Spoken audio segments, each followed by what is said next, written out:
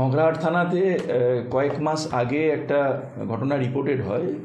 সেখানেতে একজন বয়স্ক মহিলা, তিনি অটোয় যাচ্ছিলেন, তিনি ব্যবসায়ী মহিলা, তার দুধ আর লস্যির দোকান আছে।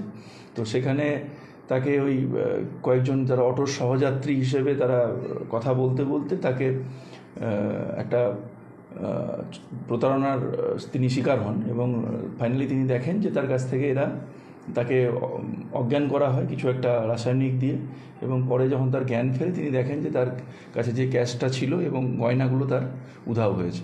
তো সেটা আমাদের থানার তরফে সেটাকে আমরা we did not lose sight of the event, আমরা এটাকে রিয়েলিস্টলি পার্সু করেছি। কয়েক মাস টাইম লাগলো, তারপরে কিন্তু সেটা পুরোটাই রিকভারি হয়েছে গয়নাগুলো, এবং ক্যাশটাও মেজরিটি সেটা রিকভারি হয়েছে। এবং ওই ভদ্রমহিলা টিআই প্যারেডের মাধ্যমে সেগুলো শনাক্ত করেছেন এবং সেগুলোকে আমরা ফেরত করাতেও পেরেছি।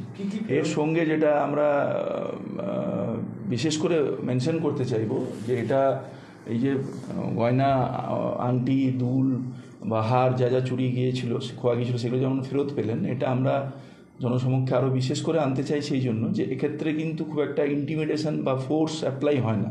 ভয় দেখানো, ভীতি প্রদর্শন না করে এরা যেটা অপারেট যেভাবে করে, এদের যেটা এদের মোডাস অপারেন্ডি, সেটা হচ্ছে এরা ট্রাস্টটা আর্ন করে, যেটা অনেক সময় সহযাত্রী সেজে বা কোনো অছিলায় নিজেদিকে একটা অন্য কোনোভাবে ইম্পারসোনেট করে, এবং সেই ট্রাস্ট বিল্ড আপ করার পরে কিন্তু এরা এই প্রতারণাটা করে, যাদেরকে আমরা আমাদের পুলিশি ভাষায় তাদেরকে কেপমার বলি।